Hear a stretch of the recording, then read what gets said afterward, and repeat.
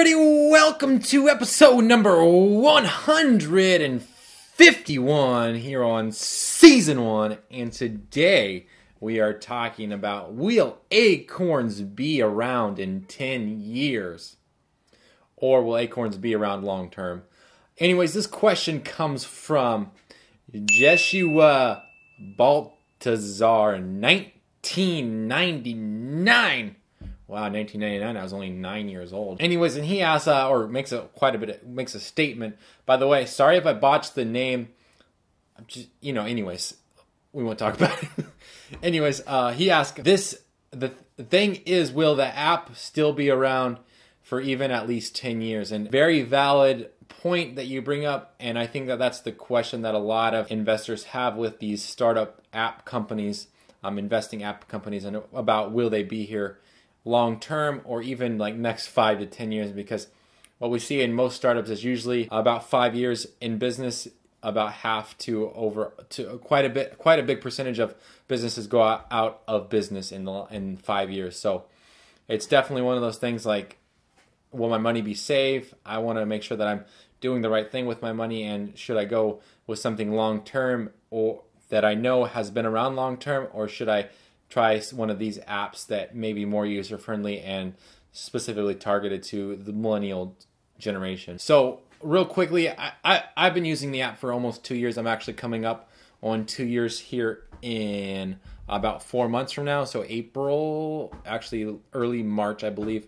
So I got, I think, 3, 4, 5, maybe 5 more months. I don't know. Anyways, it doesn't matter. But almost 2 years. I would say that I think that they have the capacity to stay around for at least 10 years. Like I've already been using them for quite a while, and I see how they're redeveloping things, adding new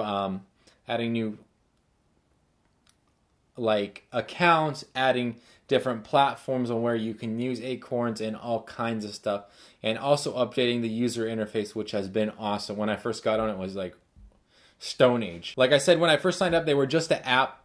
However, since then, they've also developed the desktop web-based platform, which I believe that them developing that was probably one of the best moves that they could have done, because it helps protect them against the app bubble pop. So if, like for instance, people stop using smartphones or stop downloading apps or whatever, and they go back to a web-based platform, they're still on there. And even if like the phone became obsolete, you would still be able to access it on your computer, which you can find at the local library, let's be honest. But here's the question that nobody wants to kind of address, and that is, what happens, say, if they were to go out of business? The $1 million question about whether they would go out of business. So remember when you first signed up, and there was like this thing called the SPIC, and it said, you know what, you're insured up to $500,000, $250,000 in cash. Well, you're still protected if they go out of business. So basically, those ETFs that you've bought are owned by you. They're not owned by Acorns, they're owned by you, the investor. They're just the account manager. And so if the account manager goes out of business, you still own those ETFs. All you have to do is be able to prove ownership, which you can do by showing a quarterly statement or whatever it may be. However, most often what happens is, if a smaller account management company or something like that goes out of business, they'll be bought up by a larger institution, because there's still money to be made there, because there's money and people investing. And so then what that larger institution will do is they'll reach out to you and be like, hey, we just purchased Acorns. You have an account with Acorns. Now it's being transferred over to us, and here's the new terms and conditions and that kind of thing. The new account will be set up with them. However, it doesn't mean that, there's going to be the same things like roundups and rebalancing and all that kind of stuff. It'll probably just be whatever their standard account is and what they use, what they recommend. So, it's kind of like, if we're only investing in Acorns because of what Acorns offers, then at some point, if they were to do that, maybe you want to pull your money and consider something else, a different business that runs similar to Acorns. But honestly, to keep it real short, one of the ways that I could see this happening is with companies that are in this kind of space, like Acorns, is if there's a steep downturn in the market. So say we have a market crash that is crazy that mimics like the Great Depression or something like that. I could see a lot of these businesses going under. However, with like a 2008 crash, I don't think that we would see a whole lot of them going out of business. But a steep downturn in the market, especially a quick downturn in the market, where a lot of people's accounts turn red, I could see people being fearful and not being able to stomach the fact that their account turned red and they don't want to continue to put money into it. So I could see them closing their account, pulling their assets, and boom, next thing you know, Acorns has a mass exodus or whatever company it may be.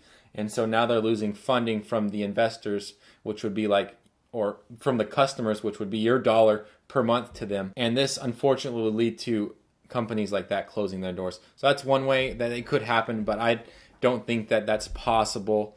I mean, Acorns is a huge company, so right now, like they have, I think, 2 million users right now or something like that, I heard.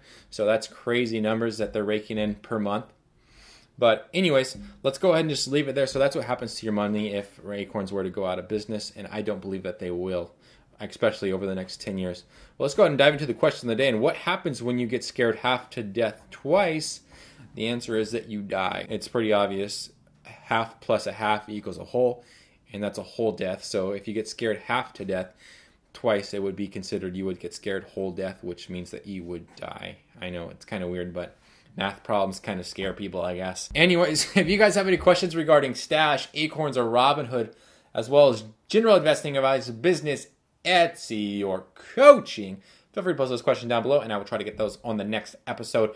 However, I'm like a week behind on getting up to comments, so just bear with me while I catch up.